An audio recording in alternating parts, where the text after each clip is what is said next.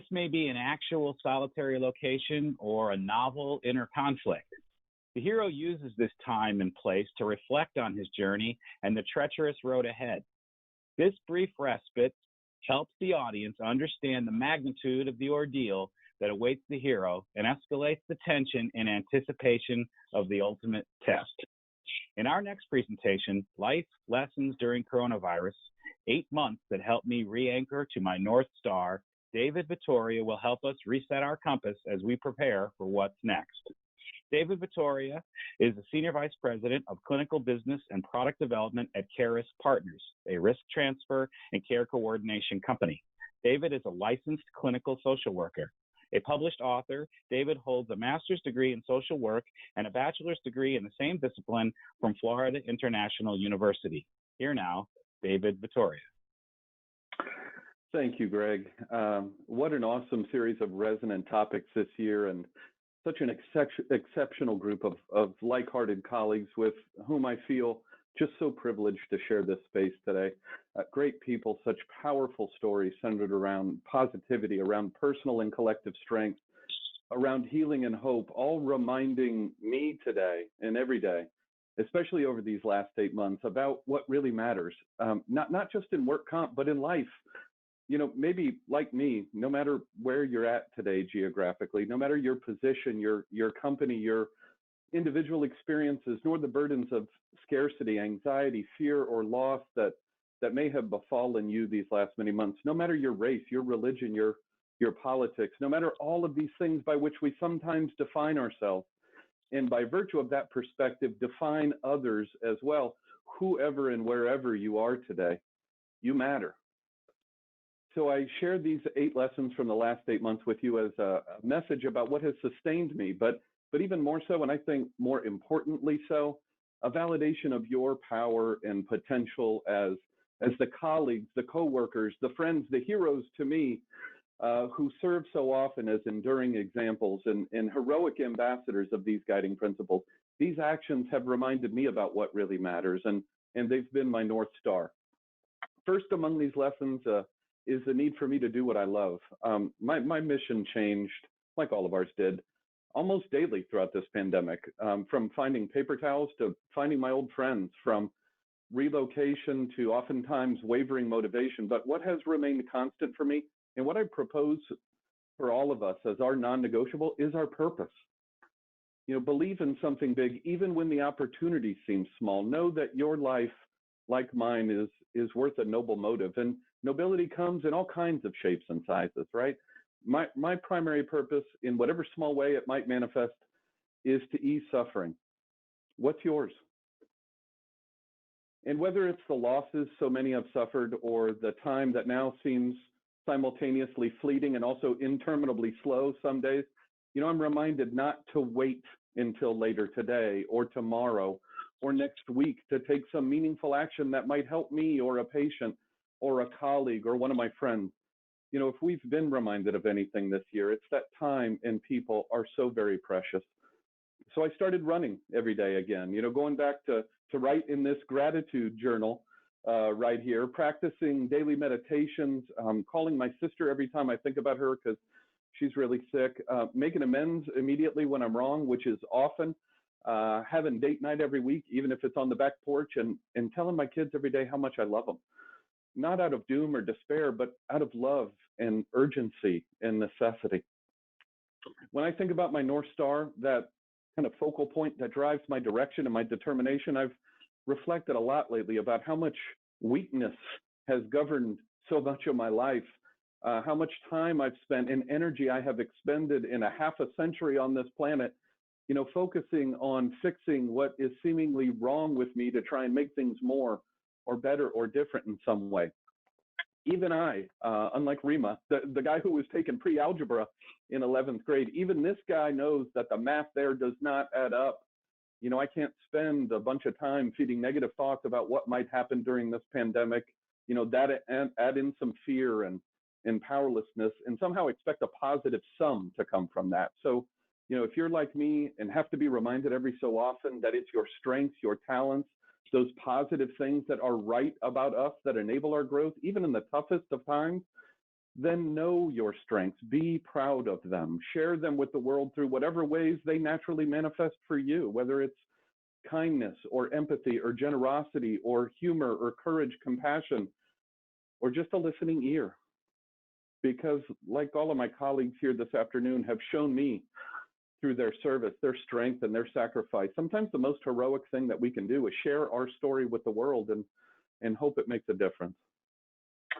Another thing these last 265 days, but who's counting, has taught me is about the importance of communication. You know, not just the burdens and the necessity of connection, you know, any way we can get it nowadays, but the ways in which we have had to get creative with how we do it.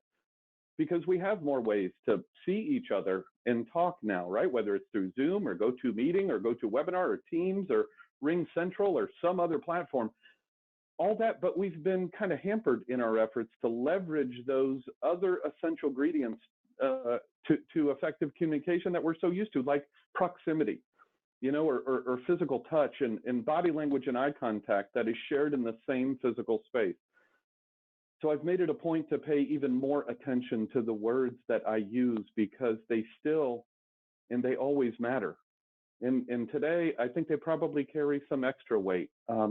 I'm mindful of and respectful about other people's time and energy flow more than I've ever been. So I regulate my tone and I modulate my volume to emphasize crispness and clarity. And I try my best to say what's real because those precious people and their precious time deserve nothing less than the most valuable of resources, which to me is authenticity. I thank my mom for always telling me to be me. She said, be you, David, because everyone else is already taken, she would say. And I've thought of that and her authenticity, her strength, her struggles and sacrifices that she made for our family. And I've thought of my mom every single day of the last 192 days since she passed.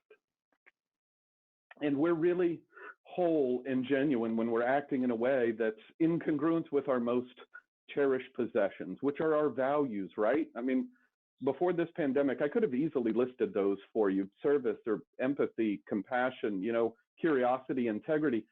But I pay more attention now to how I'm bringing those values into play and really integrating them into my life now on a daily basis. And one of the ways I do that, as silly as it may seem to some folks, is I color code the events on my work calendar by the connection those activities have to a particular guiding principle that I can bring into play maybe during that call or that team meeting or a webinar or a clinical conference. So like purple on my calendar equals compassion, and green is for growth and clarity. Orange is for warmth and empathy and so on.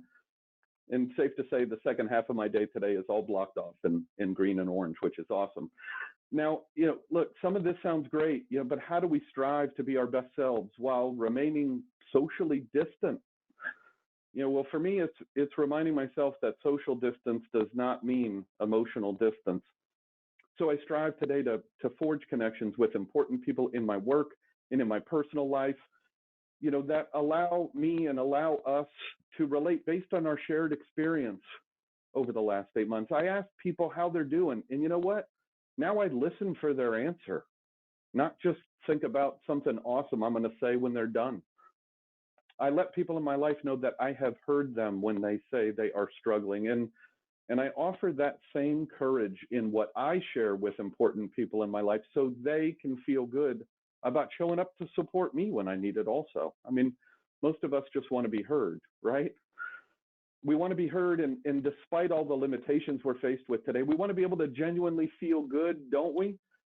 Well, one way I do that, which keeps me aligned with what really matters, is I celebrate my victories every day, even the tiniest ones. I keep this journal, which is really just a composition notebook that costs like $1 at Staples, and I write at least one thing in it every day. And you know, my last name is written on it, not because I'm going to forget my name, although that might not surprise some people if I do it, but because Vittoria actually means victory in Italian. So this is as much a victory journal as it is for gratitude. And you know what? Sometimes my greatest victory is just being able to show up in the life of someone who I care very much about and maybe try a little bit to lift them up, whether it's with a text or a call, or maybe it's an email or a handwritten card. Who does that nowadays, right?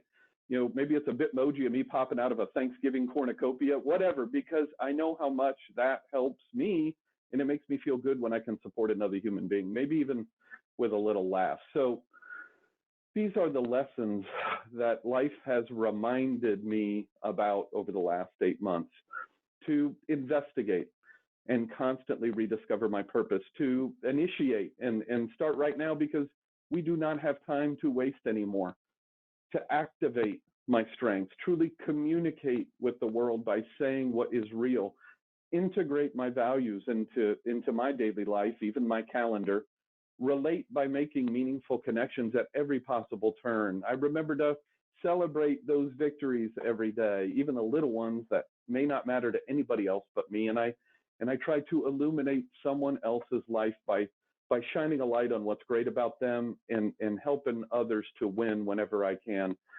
Thank you for allowing me to share this time with you today, to connect with so many friends and colleagues and all of you heroes that inspire me every day, and to do something that's actually pretty neat, which has been to honor every one of these 8 guiding principles and do it in less than 8 minutes.